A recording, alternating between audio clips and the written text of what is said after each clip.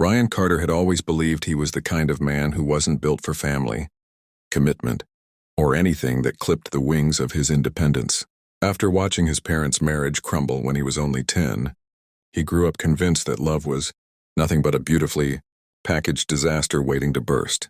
So he made a vow to himself to keep his life simple: work, gym, weekend trips, no strings attached with anyone, and absolutely no children in the picture. But that vow began to shake the morning he walked into the neighborhood park on a cloudy Saturday, hoping for his usual stress-free walk, and instead found a little boy sitting alone on a swing, his small hands gripping the chains tightly, while tears streaked through the dirt on his face. The boy, no older than 7, didn't seem frightened by Ryan's presence. Instead, he looked up with a strange mixture of hope and silent pleading, as if he had been waiting for anyone to notice him. Despite his instincts telling him to stay uninvolved, Ryan couldn't walk past. Something about the boy's trembling shoulders pulled him in. "Hey, champ, you lost?" he asked cautiously. The boy wiped his nose and whispered, "My mom. She was supposed to come back from the store, but it's been a long time." Ryan felt an unexpected heaviness in his chest. Children weren't his thing. But this boy, this fragile soul, triggered something inside him that felt unfamiliar, almost painful. He scanned the park, saw no one, and gently sat on the swing beside him. "What's your name?" Ryan asked. "Eli," the boy replied.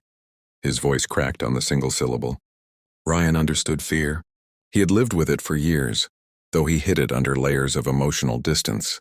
And sitting beside Eli, he suddenly saw his younger self, the child left alone, waiting for a parent who chose not to come back.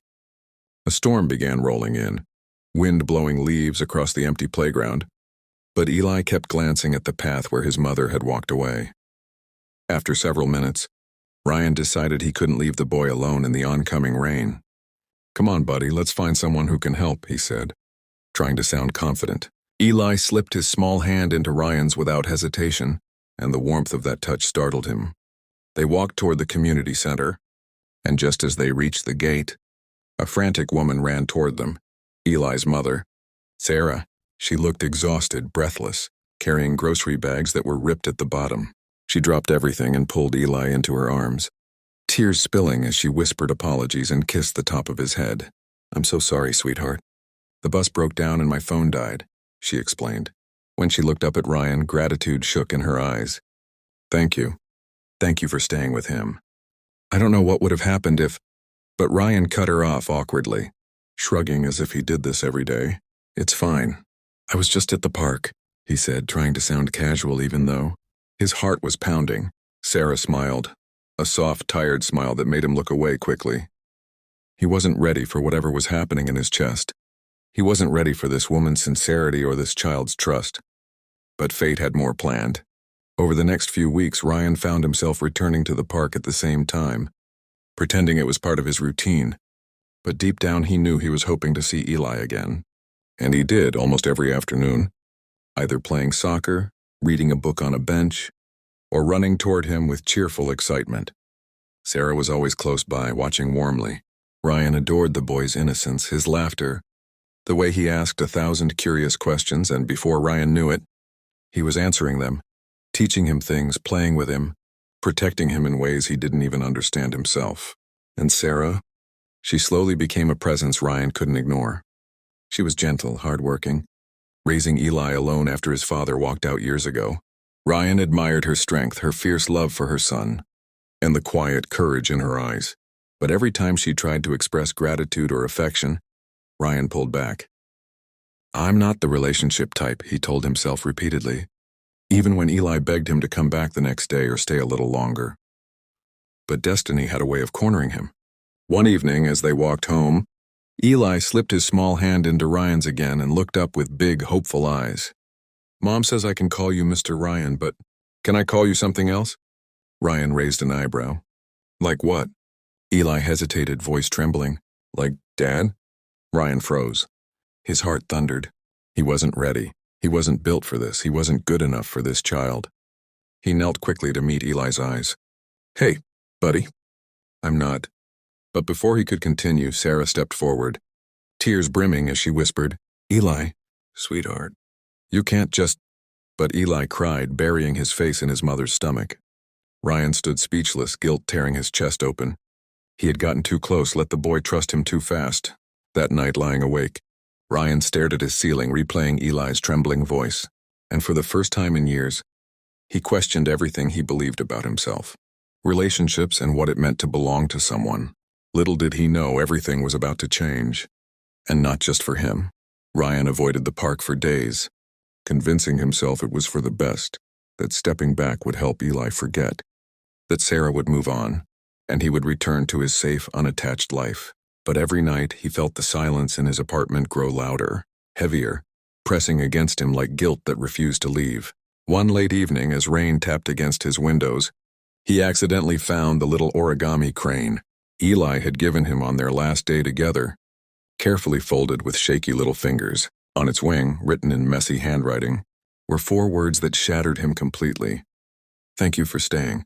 Ryan sat on the edge of his bed, gripping the fragile paper, and realized that for the first time in his life, walking away didn't make him feel free, it made him feel empty. So the next morning, despite his fear, he went back to the park. The air was crisp, the sun gentle. But the swing where Eli always sat was empty. Ryan waited. Minutes turned to hours. Still no sign of Sarah or Eli. A strange panic rose. Inside him, a fear that something had happened. Just as he decided to leave, he saw Sarah walking toward him. But this time she wasn't smiling. She looked tired, defeated, as if carrying a weight she couldn't hold anymore. "Ryan, we need to talk," she said softly. His heart dropped. She explained that Eli had been asking about him every day, crying at night, wondering why. Mr. Ryan didn't want to be his friend anymore. Ryan swallowed hard. He had hurt the boy without meaning to. Sarah didn't blame him, but her voice trembled when she said, "Eli has never had a father figure. You were the first man he trusted. When you disappeared, it broke something in him." Ryan felt the ground shift beneath him. That wasn't what he wanted. He had spent his life trying not to repeat the mistakes of his own father. Yet here he was, doing the same to a child who had done nothing but love him. Finally, Sarah took a slow breath. "He's at home. He's sick. He hasn't eaten much. If you don't want to be in his life, that's your choice. But at least tell him goodbye." The word goodbye pierced him like a blade. Ryan didn't answer. He just followed her to their small apartment. When Eli saw him standing in the doorway, his pale face lit up with faint, fragile joy. "I knew you'd come back," he whispered, voice weak. The child's simple faith broke Ryan entirely. He knelt beside the bed, brushing Eli's messy hair gently. "Buddy, I'm sorry I made you sad," he said, voice thick. Eli shook his head slowly, clutching Ryan's hand. "It's okay. I just didn't want you to leave like my dad did." Those words, pure, innocent, heartbreaking, shattered years of Ryan's emotional armor. He realized he couldn't run anymore. Not from this child. Not from this woman. Not from the life he secretly wanted but was too afraid to imagine. "I'm not going anywhere," Ryan whispered, meaning it for the first time in his life. Sarah covered her mouth, tears rolling silently.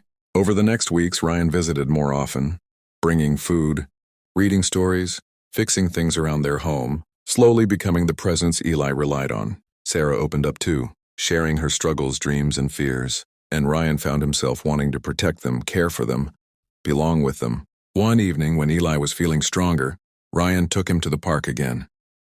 The boy ran ahead, laughing, and Ryan watched him with a kind of pride he never knew he could feel. Sarah stood beside him, arms wrapped around herself. "You don't have to stay if it's too much," she whispered. Ryan turned to her, his voice steady for the first time in months. I want to stay. With both of you." Sarah's eyes widened, then softened. She rested her hand in his, tentatively at first, then with trust. When Eli ran back, breathless and happy, he hugged Ryan tightly and whispered, "Does this mean you're my dad now?" Ryan lifted him into his arms, kissed his forehead, and whispered, "If you'll have me, then yes, I'd be honored." And from that moment, everything changed.